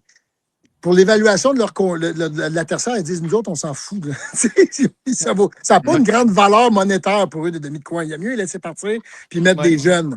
Fait que, ils vont devoir se renouveler dans le tertiaire. Chris Jones, il est rendu où? Là? Il va être encore le Chris Jones dominant pour une dernière année? Travis Kelce, même chose. Il revient, mais est-ce que c'est le Travis Kelce qu'on a connu il y a 2-3 ans, je pense pas. J'ai mes doutes quand même pour les Chiefs, surtout qu'ils sont dans une section avec les Broncos, qui ont une super défense, les Chargers, évidemment, qui, pour moi, c'est une très bonne équipe. Fait que je pense que les Chiefs vont être définitivement... Patrick Mahomes revient, c'est une super bonne nouvelle. Est-ce qu'ils vont devenir des Chiefs dominants, qui vont dominer leur section comme ils l'ont fait année après année? Moi, je pense pas que ça va être le cas l'année prochaine. Puis surtout que l'attaque aérienne l'année dernière, avant même la blessure de Patrick Mahomes, montrait des signes quand même assez inquiétants. Là, on n'était pas vraiment au diapason dans l'unité offensive. Puis, tu sais, oui, Kenneth Walker, on l'a ajouté comme porteur de ballon, mais on a quand même Rashee Rice qui fait encore des bêtises, lui aussi. Tu sais, Xavier Worthy qu'on commence à se dire que c'est pas le Tyreek Hill qu'on pensait qu'elle allait devenir Taquan Thornton aussi, qui a même pas fait une saison de 500 verges. Donc, même l'attaque aérienne reste la même que l'année passée. Donc, comment qu'on peut penser qu'il pourrait être meilleur de ce qu'on a vu l'année dernière? Là? Je suis tellement d'accord. C'est ça, l'autre chose, c'est que tu regardes le groupe de receveurs, j'ai parlé de Travis Kelce, mais c'est pas un groupe qui fait peur tant que ça. Là. Ça reste à prouver. Là. Puis, tu sais, Kenneth Walker arrive dans le champ arrière. C'est clair que c'est une bonne nouvelle. Puis je pense qu'il va en capter pas mal des passes plus qu'on pense parce que, tu l'as dit, ce groupe de receveurs-là, même si ils sont tous là, je pense pas que c'est le meilleur groupe de receveurs de la Ligue en ce moment, loin de là. Fait que, tu sais, ça reste à prouver pour moi du côté des Chiefs. Ça, c'est garanti. On n'a même pas parlé de la ligne à l'attaque. On a un excellent groupe à l'intérieur, mais les coins de la ligne à l'attaque, on se pose des questions là, à l'arrivée de la saison. T'as Patrick Mahomes qui va être en arrière avec 2 ligaments déchirés, réparés. C'est comme de dire que les Chiefs s'en vont vers une saison de 14 victoires, 13 victoires. Moi, je pense pas que ça va être le cas. Je pense que c'est ici, on en jasait beaucoup, hein, que les Chiefs, pas l'année dernière, mais celle d'avant, ils trouvaient quand même des manières de gagner leur maudite game. Finalement, on a-tu juste épuisé toute la magie noire l'année passée? Je pense qu'il y a quand même il y a moins cette aura-là. Puis ça a commencé au Super Bowl contre les Eagles, tant qu'à moi. Là. Que l'aura Chiefs invincible qui arrivent sur le terrain puis qui ont déjà gagné avant même de faire leur warm-up. Là. C'était un peu ça, les Chiefs. Il y avait un aura autour d'eux que c'était comme on gagne peu importe. C'est pour ça que pas l'an passé, mais l'année précédente, il avait gagné, je ne sais pas trop combien de victoires, mais il y en avait combien qui c'était par moins d'une possession. Il gagnait toutes les games serrés parce que c'était une équipe qui avait appris à gagner. Ouais. Puis là, soudainement, ils sont arrivés contre les Eagles, se sont fait exploser. Puis, parlez-en à Patrick Mahomes, là, qui revalait le cul par-dessus tête, assis de tout bord, de tout côté. Mais c'était ça, là. C'était ça, là. Puis après ça, ça n'a jamais été comme pareil. Et je pense que là, ils sont à rebâtir cette aura-là. Mais soudainement, les équipes de l'autre côté qui arrivent ont plus l'impression que c'est perdu d'avance que ce qu'affrontent les Chiefs. Là, moi, c'est ce que j'allais dire. Leur division, on la voit, leur division est redevenue aussi plus féroce. Là, les Broncos ne se laissent plus marcher ses pieds comme ils le faisaient. Les Chargers, c'est l'équipe qu'on ne sait jamais sur quel pied ils vont danser. Là. Mais reste qu'eux aussi ont trouvé la façon de les vaincre, les Chiefs. Bon, les Raiders, c'est une autre histoire. On sentait que s'il y en a bien une qui reste à prouver, c'est eux autres. Mais reste que leur division est devenue féroce pour vrai. Là. Oui, bien c'est ça. C'est une section qui est quand même bien meilleure qu'elle a déjà été. Avant, c'était la section des Chiefs. La saison commençait, puis les Chargers, Vegas, puis, excuse-moi, les Broncos, il n'y a pas plus tard, maintenant 3 ans, ils n'étaient même pas dans le portrait. Là, là, ils sont tous de retour dans le portrait depuis une couple d'années, à part Vegas, évidemment. Ça, on en parlera plus tard. Bon, je pense qu'on a pris des pas dans la bonne direction du côté de Vegas, mais ça va rester un processus là, à accomplir. Là, on n'est pas rendu... Là. Moi, ce que je retiens surtout, puis ça a été annoncé hier, mercredi, l'organisation a dévoilé des nouvelles images de leur futur stade qu'ils vont faire pour 2031. Puis moi, ce que je pensais en voyant ça, c'est habituellement, quand tu construis des stades dans des milliards de dollars, tu vas avoir une bonne équipe immédiatement pour commencer. En 2031, là, Patrick Mahomes va avoir 36 ans. Travis Kelce va être à la retraite depuis un nombre d'années. On ne sait même pas si Andy Reid va être encore là. Fait que j'ai hâte de voir que si, mettons, cette saison-là, on continue de faire peut-être une marche latérale, mettons, au lieu de faire des pas par en avant, à quel point on va commencer à stresser pour 2031 parce qu'on va vouloir avoir une bonne équipe quand le nouveau stade va ouvrir. Là. Non, c'est clair. C'est clair que quand tu... Ouais, c'est drôle à dire, mais tu sais, est-ce que les Bills qui vont changer de stade cette année, moi, tu sais, je pense qu'il y a eu une fenêtre d'opportunité pour eux. Ils vont être encore bons, là, mais est-ce que les Bills ont manqué leur fenêtre d'opportunité à l'arrivée dans leur stade? Je comprends que Josh Allen est en pleine forme et ils vont avoir une bonne équipe, mais ils ont passé tellement à travers des bonnes années et des bonnes chances. J'ai bien hâte de voir comment ça va se traduire maintenant que les Pats sont de retour dans le portrait un petit peu dans leur section. Mais peu importe, je déborde du sujet. Pour les Chiefs, dans 5 ans, c'est clair que de prédire ce qui va se passer avec l'âge que tu viens de mentionner de Patrick Mahomes, bien là... c'est up in the air un petit peu, puis ça va prendre une job de GM, ça va prendre Andy Reid qui va avoir à cet âge-là. Quel âge il va avoir rendu là? Il va être dans 70 ans au-dessus. Commençons par essayer d'avoir une saison pour plus de 500 pour les Chiefs cette année. On commence avec ça, je pense. Il va avoir 73 ans pour les fins mathématiques, il va avoir 73 ans dans 5 ans. Ouais, c'est ça. Ça veut dire que le stade va servir à juste remplir des shows de Taylor Swift. That's it. That's it. Non, mais écoute, tu parlais des Pats, on va en glisser un mot parce qu'eux aussi ont fait une grosse transaction pendant la saison morte. On a fait l'acquisition d'A.J. Brown en provenance de Philadelphie. Bon, sur le show, j'en ai déjà longuement parlé. Je doute qu'A.J. Brown est encore le receveur élite qui était dans ses dernières années à Tennessee et surtout ses débuts à Philadelphie. On sentait que la relation entre lui et Jalen Hurts c'était un peu usé à la fin de son séjour à Philadelphie, mais c'est encore pour les Pats après cette saison-là où est-ce qu'on a surpris un peu tout le monde et finalement pendant l'été on a juste parlé de ce qui se passe avec Mike Vrabel, sa situation hors terrain et puis l'acquisition d'A.J. Brown qui au final a un peu changé le discours. On a enfin donné un receveur numéro 1 à Drake May, mais à quoi on s'attend pour les Pats en vue de la prochaine saison et pour A.J. Brown aussi par la fin? Ben, les Pats sont allés au Super Bowl. Là, de penser qu'ils vont répéter, je pense que ça va être moins bon que l'an passé, personnellement. Ouais. Je pense pas que c'est les Pats qui s'en vont au Super Bowl. Ce ne sera pas mon choix, en tout cas, au début de saison.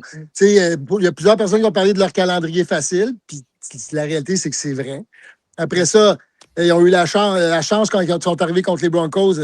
Carr s'est blessé en début de match. Je veux dire, il y a plein de choses qui sont arrivées pour les Pats, pour les propulser vers le Super Bowl. Fait que, en bout de ligne, je te dirais, excuse-moi, je reçois des textos. Ça m'apprendra à faire ça sur mon cellulaire. Une erreur de vieux, tu sais. J'étais où avec ça? Ah, les Pats. Ben oui, les Pats. Fait que les Pats, je pense que les Pats vont être relevant, ça, c'est sûr. C'est fini les années où pense qu'ils sont dans le bas de classement de leur section. Tu sais. Et de toute façon, avec Miami qui est en reconstruction totale, avec les Jets, qui restent les Jets, tout le temps les Jets, avec Geno Smith, je pense qu'on va compétitionner encore avec les Bills pour le premier rang de notre section. Mais ça va être une saison qui va être beaucoup plus difficile. Le calendrier, à mon avis, va être beaucoup plus difficile pour les Pats maintenant qu'ils sont qui ont des finalistes du Super Bowl. Puis A.J. Brown, je suis d'accord avec toi. L'affaire de Vrabel, je ne sais pas ce que ça va donner. Là. C'est sûr que ça a été une distraction, mais au moins, c'était une distraction tôt là, dans la saison 1. Là, si les journalistes le laissent tranquille avec ses histoires de famille, ben, peut-être qu'on va passer un autre appel dans le vestiaire aussi. Fait que ça, je ne suis pas tellement inquiet. Puis A.J. Brown, je veux juste qu'il ne soit pas genre un cave, là, un peu comme il faisait avec les Eagles. Puis je pense pas qu'on va le laisser faire ça avec les Pats. J'étais même surpris qu'on le laisse agir de la sorte dans l'organisation des Eagles de Philadelphie, là, mais le no-nonsense, là, s'il vous plaît, là, genre commence par juste être un gars hyper d'équipe, soit un bon coéquipier. Je pense qu'il y a encore du talent là, du côté des Brown. C'est clair que plus tu vieillis, plus tes attributs physiques ont tendance à te laisser t'abandonner un peu, si on veut, en tant qu'athlète. Mais je pense qu'il y a encore une bonne année de football devant lui. Puis Drake May, puis lui, ça a l'air jusqu'à présent, ce que Drake May dit, que la chimie est bonne, qu'il a une bonne attitude, qu'il adore la façon dont il est capable de s'ouvrir sur des tracés. Puis une chose est sûre, c'est un gars, une fois qu'il a le ballon dans les mains, Jay Brown, ça reste un gars dangereux. Là, c'est un joueur quand même complet à la position de receveur de passe. C'est un gros bonhomme physique. Fait que s'il s'implique et il est investi, je pense qu'il peut donner du bon foot aux Pats. Là. As-tu des suggestions romans à lire sur les lignes de côté au cas où que? Ou En fait, non, mais moi, je suggérerais qu'on confisque toute la librairie au complet d'A.J. Brown en début de saison. Comme ça, il ne pourra pas amener de livres ces lignes de côté pour commencer. Là. Mais tu sais, on s'entend que Mike Vrabel l'a déjà coaché, Mike Vrabel le connaît son attitude. Ouais. Je pense que ça n'a pas été fait au hasard non plus. Clairement, il a donné son accord avant qu'il joigne l'équipe. Puis je pense qu'il doit avoir, d'après moi, son banc là, tout juste à côté du bureau de Vrabel. D'un coup, qu'il arrive quelque chose, là, il doit être assez prêt à le gérer. Là.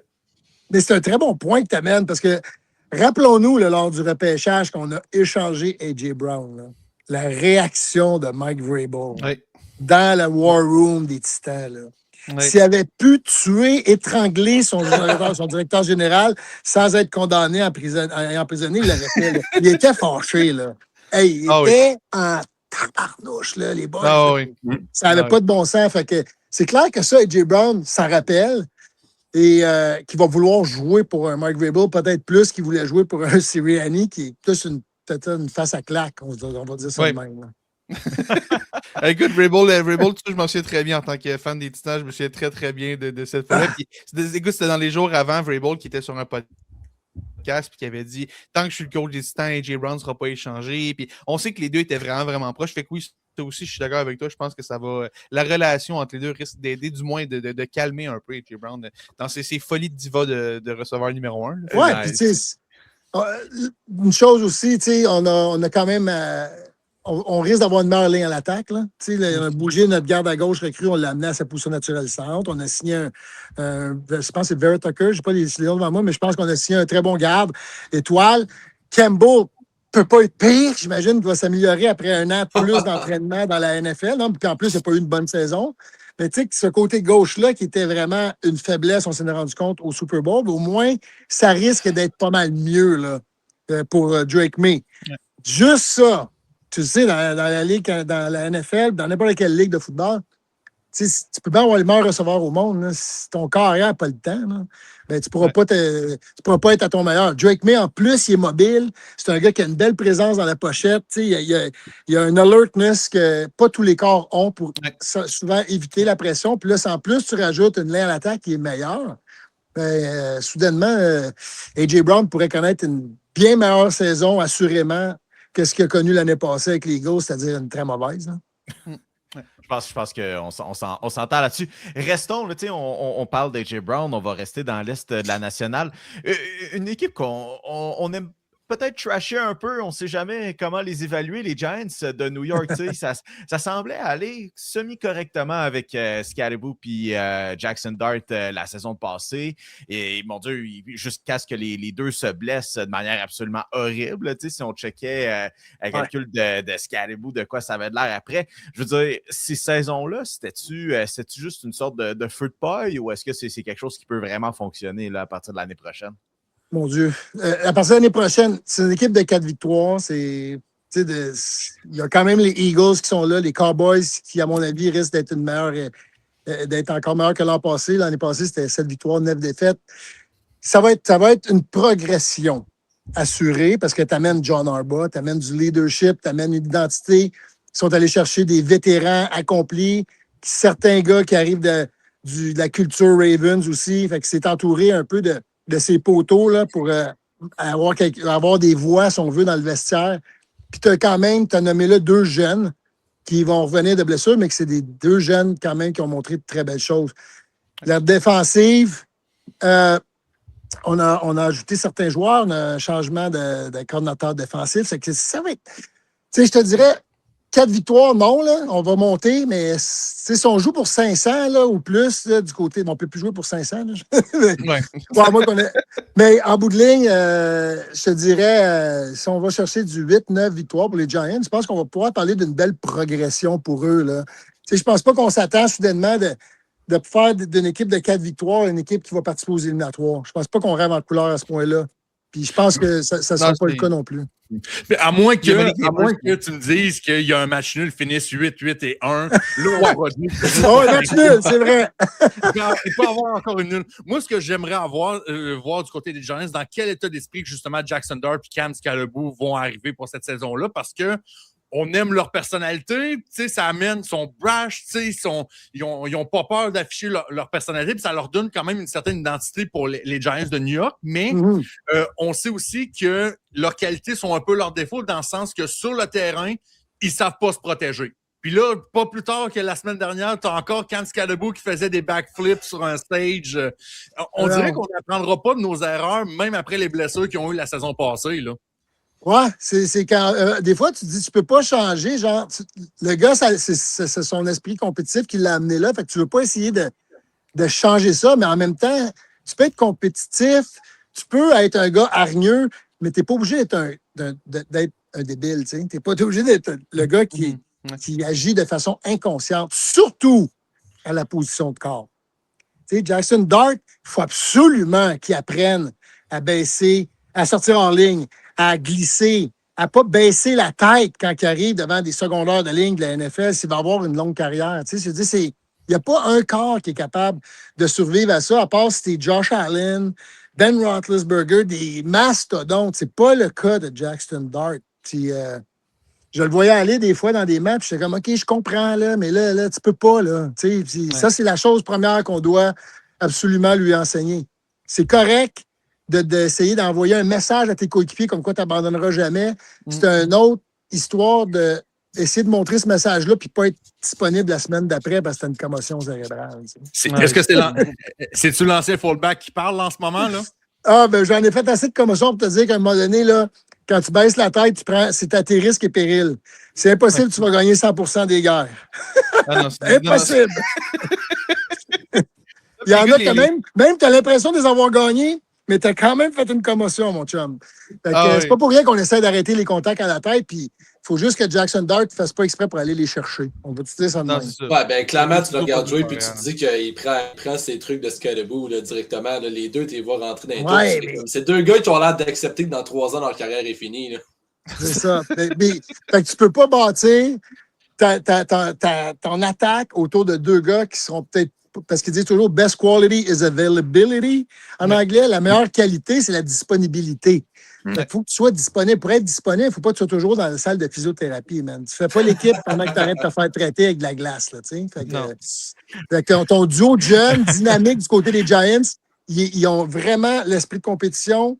Scalaboo, tant que moi, est un peu plus nutcase. Là. Quand je le regarde, là, des fois, je me dis mais il est adorable. Là. Je veux dire, tu as le goût de se faire une caresse, puis tu veux que ça soit ton coéquipier, mais je ne me rappelle plus qui disait ça, mais il arrivait dans il est en train de faire une entrevue, puis à un moment donné, t'entends en arrière dans l'entrevue un cri de débile mental, là, tu sais. C'était pas loin du vestiaire des Giants, puis le gars, il dit « Ah, that's scatable. » Écoute, c'est simplement la norme maintenant à New York. Hey, t'as apporté sur un bon point, on jasait de la position de fullback. Puis tu sais, je sais que c'est plus compliqué que ça, puis tu sais, d'avoir les droits de ça, mais quand il y a potentiellement une game des 49ers, c'est assez dur pour RDS. T'as-tu ton petit mot à dire pour pouvoir checker Kyle Juszczyk peut-être une dernière fois ou deux, là? J'aurais tellement aimé être aussi bon que Kyle Juszczyk, parce que lui, c'est comme l'exemple parfait de la polyvalence totale, là, genre.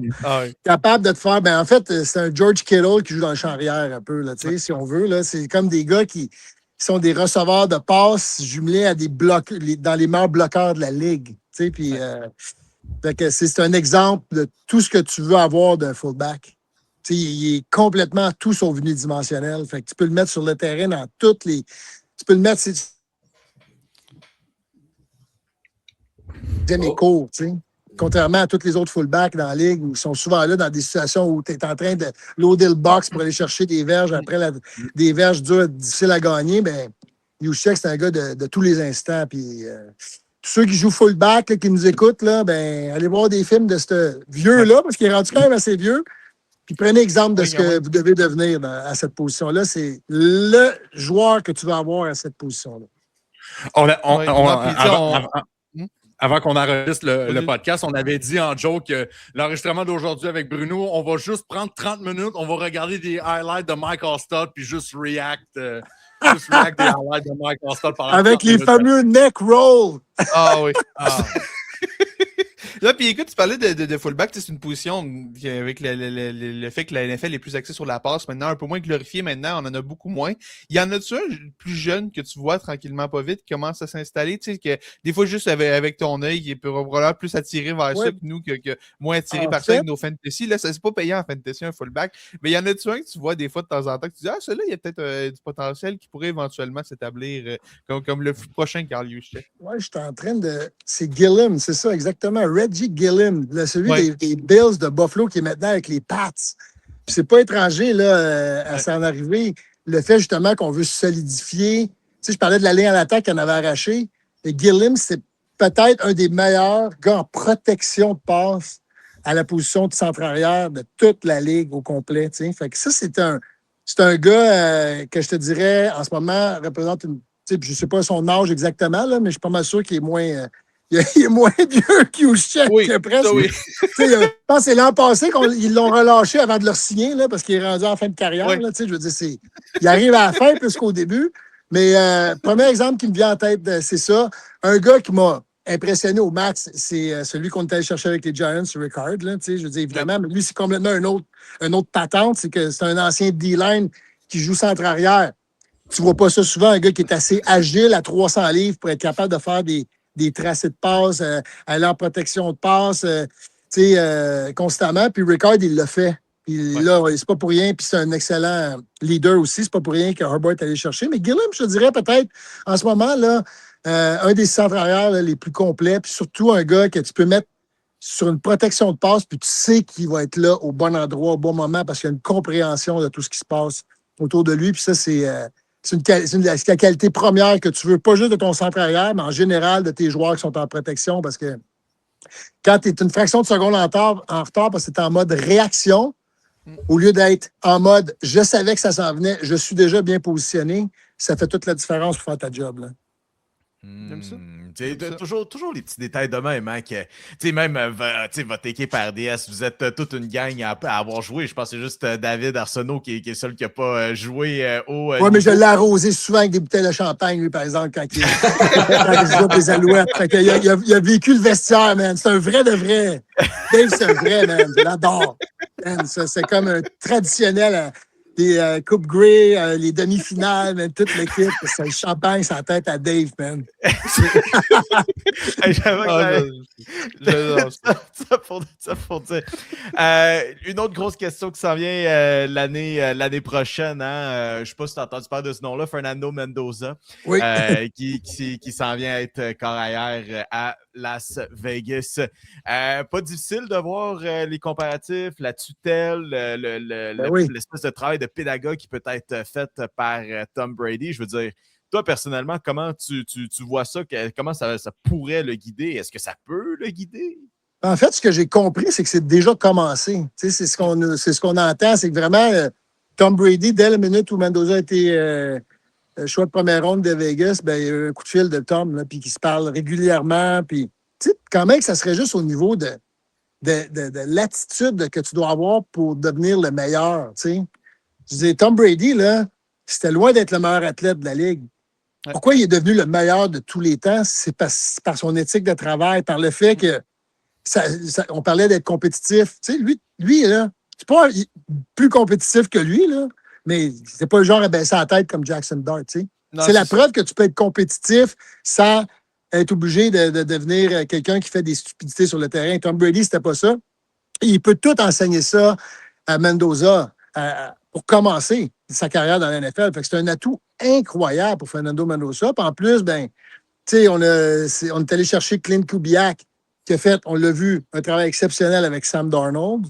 Fait que moi, je pense qu'en ce moment, Mendoza est très, très bien entouré à Vegas. Pour débuter une carrière professionnelle, c'est difficile de demander mieux que d'avoir Tom Brady dans tes oreilles. Ouais. Puis Clint Kubiak qui s'amène comme entraîneur-chef, qui vient de faire un travail exceptionnel à gagner le Super Bowl avec un corps que... Honnêtement, j'adore Sam Darnold, mais je pense que Fernando Mendoza peut-être va au moins être aussi bon que lui. Peut-être même pour les attributs pour être meilleur, tant qu'à moi. Et faut pas l'oublier. En plus, Sam Darnold, qui a interviewé dans la Ligue, lui, il était très jeune. Mendoza, lui, c'est un gars qui vient d'être coaché à son dernière année à Indiana dans un système très NFL ready. Fait que ça risque d'être du beau travail. Puis en plus, on lui a ajouté Kirk Cousins. Tu sais, il n'y a pas toute la pression tout de suite d'être bon. Là. Il peut apprendre tranquillement, pas vite. Puis là, je dis ça, puis checkez bien ça. Semaine 1, il va starter, là. Mais je pense pas que c'est le plan, les boys. J'espère que c'est pas le plan. C'est sûr que les tout premiers choix au repêchage, on a tendance à les envoyer dans la mêlée rapidement, là. Mais je pense que si Kirk Cousins peut juste donner une couple de semaines de plus, là, avant qu'on lance Mendoza dans la mêlée à Fernando, ça peut pas lui nuire, là. Écoute, tu sais, je pense que Las Vegas ont aussi le cadeau que les Ravens de Baltimore ont un peu fuck up leurs affaires en allant chercher Max Crosby, qui finalement ne sera pas un membre des Ravens, qui revient à Las Vegas aussi. Même s'ils ne seront pas sur le terrain en même temps, juste aussi avoir Max Crosby qui incarne les Raiders de Las Vegas pour Fernando Mendoza, tu sais, ça sera certainement une présence rassurante pour lui dans le vestiaire sur le day-to-day. Tu sais, Tom Brady, il est là, oui, mais il n'est pas sur le terrain, il n'est pas dans le vestiaire à temps plein. Tu sais, Max Crosby va avoir un grand rôle à jouer là-dessus là, pour son intégration. Oui, un rôle de leader, en fait, dans cette équipe. Là, je pense que c'est les leaders incontestés. En tout cas, sur le terrain, la façon dont il joue, et j'imagine que ça doit être un leader vocal aussi, parce qu'il n'a pas l'air d'avoir la langue dans sa poche. Fait que c'est un gars qui, dans le vestiaire, doit être une présence. Là. C'est clair. Pour Vegas, si on veut se remettre sur les rails, connaître une saison, je te dirais, décente, ben Max Crosby doit prendre son rôle de leader en premier rôle. Genre, comme il doit comprendre que c'est lui qui va sonner la charge, pas juste par son effort, mais par son leadership. Puis prendre un Fernando Mendoza sous son aile au niveau du leadership, ben, c'est sûr que c'est primordial. Là. Puis, mais tu sais, il n'y a rien qui est laissé au hasard dans une équipe de la NFL, là, dans le sens où Fernando Mendoza va être tellement bien entouré. Là, je suis convaincu de ça. Là. Puis Max Crosby va faire partie de ça, mais en général, là, dans tout ce qui s'en vient pour Fernando Mendoza, si Vegas fait son ouvrage comme il est supposé d'être fait, son coach de carrière aussi va devenir probablement son confident numéro 1. Puis j'ai pas les noms des coachs en ce moment avec moi, mais je suis convaincu qu'on a pensé à tout ça là, du côté de Vegas. Absolument. Écoute, c'est surtout qu'il va être bien entouré. On sait qu'on a Ashton Genty, Brock Bowers. S'il y a du talent, puis même. Ça, c'est hâte de voir Ashton Genty, là, avec. il n'y avait pas rien pour l'épauler, là. Fait qu'il y a eu une saison, je te dirais, ordinaire, comparativement à ce qu'on avait vu faire au collège. Mais comme porteur de ballon de deuxième année, là, il y en a une couple là, que j'ai hâte de voir, mais Genty, définitivement, fait partie de ceux-là. Là. Ah, ça va être intéressant. Mais écoute, tu parlais de Clint Kubiak, on a parlé des Seahawks à quelques reprises dans ce show-là. Il faut en parler. C'est quand même les champions en titre. On va les respecter un peu plus que ça. Champions en titre avec une des plus jeunes équipes de la Ligue aussi, d'ailleurs. À quoi on s'attend pour les Seahawks cette saison après cette conquête du Super Bowl-là? Est-ce qu'on va être capable de reproduire cet exploit-là ou est-ce qu'on s'attend peut-être à une saison un peu plus en recul pour les Seahawks? C'est clair qu'ils peuvent répéter. Puis on a parlé dès le début de notre podcast. En plus, eux, là, c'est comme un peu les gars qui sont relégués, genre à ceux qui deviennent à n'avoir aucune chance parce que les Rams sont allés chercher Myles Garrett. Fait eux autres, en partant au niveau du message de Mike McDonald pour commencer son camp d'entraînement, c'est hey, même avec une bague du Super Bowl, on vous donne encore aucun respect. T'sais, fait que déjà là, au niveau de la motivation, c'est réglé. Défensivement, tu as des Pro Bowlers aux 3 niveaux du côté des Seahawks. Tu as une ligne de défense absolument phénoménale. Tu as des demi-défensifs qui sont capables de faire la différence. Tu as le joueur le plus polyvalent, Emmanuel, de la Ligue. Fait que je pense défensivement, on va être encore dans les numéros. On va être encore dans les top 3 ou numéro 1. Puis Sam Darnold, on va se le dire, là, lui, là, il a la bague du Super Bowl, mais il ne doit pas être très content de son Super Bowl. Il n'a pas eu les grandes statistiques, il n'a pas été très bon. Puis ce qu'on entend, c'est qu'il veut montrer à tout le monde qu'il est non seulement capable de gagner un Super Bowl, mais il est capable de faire partie de la solution pour gagner le Super Bowl. Il n'a pas fait la différence dans le Super Bowl. Il a été présent, il a été bon, mais il a complété 19 de ses 38 passes. Il n'y a pas un QB qui va sortir d'un match en se disant « Hey, j'ai complété 19 de mes 38 passes, je suis content. » Tu sais, c'est impossible. À moins que ça soit loser, puis c'est pas le cas de Sam Darnold. Fait qu'il va vouloir revenir avec le couteau entre les dents. Nouveau coordonnateur, c'est ça qui est peut-être la différence. Charrière, on a laissé aller Kenneth Walker, mais je pense sincèrement que s'il y a une chose qui est plus facile à remplacer dans toute la Ligue, là, dans la NFL, c'est un porteur de ballon. Puis je ne veux pas diminuer l'importance des porteurs, mais il y en a tellement des bons, puis il y en a tellement des jeunes bons qui sortent année après année que je pense qu'on va être capable de pallier, je pense, à la perte de Kenneth Walker. Fait que ma réponse, c'est oui, définitivement, les Seahawks peuvent répéter comme back-to-back Super Bowl winner. OK. Mais là, écoute, on va te mettre sur le spot parce que tu as dit, effectivement, avec cette bague de Super Bowl, comme eux autres le mentionnent eux-mêmes, il n'y a pas trop de respect qui se met là-dessus. Notre dernière, pour terminer là-dessus, Bruno Eppel, qui est ton champion du Super Bowl de manière très, très, très hâtive? De manière très hâtive, mais surtout de manière un peu fanatique, je te dirais. Là. Je vais y aller avec les Rams. Là, je vais faire... Non, mais je vais en plus, je n'avais même pas réfléchi à ça. Fait que c'est vraiment plus qu'hâtif. Là. C'est pour ça que je dis, je vais y aller avec mon man crush, là, tu sais. Matthew Stafford. Je vais pousser la question encore plus loin. Face à qui? Face à qui est-ce qu'ils vont l'emporter? Oui, vrai. C'est ça, la vraie question d'ici, c'est ça va être contre qui dans l'américaine? Oui, exactement. Contre qui dans l'américaine? C'est sûr que Jesse Minters va être un coach recru, c'est difficile, mais c'est clair que les Rams, pas les Rams, mais les Ravens, c'est une équipe que je pourrais voir là, si Lamar Jackson peut rester en santé, être en finale d'association, c'est clair, net et précis. Faut que je fasse un choix là, les boys. Ça, c'est chiant là, pour vrai. Mais la vraie bonne réponse, c'est que le vrai Super Bowl va être en finale de conférence de la NFC, puis ça va être contre les Seahawks.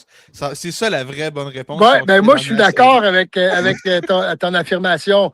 Je pense définitivement que les deux meilleures équipes, on l'a dit, ça aussi en début de podcast, mais tu sais, tu peux pas aller contre les Rams, tu peux pas aller contre les Seahawks en début de saison. Là. Fait que ça se passe là, puis malheureusement, je sais pas qui va être là pour subir les foudres d'une de ces deux équipes-là, mais ça va subir les foudres. Il y en aura une, c'est mis encre sur papier, Bruno Eppel, avec la grande déclaration. Rams! Vraiment, je prends une grosse chance là, en prenant un Rams. Oui, exact. Gros take. Déclaration. Attendez, je vais changer mon show. Regardez avec les Cards de l'Arizona. Non! Là, c'est chaud, ça. Un bon vieux Super Bowl Cards Jets en 2026. Oui, on va juste s'en souhaiter un bon.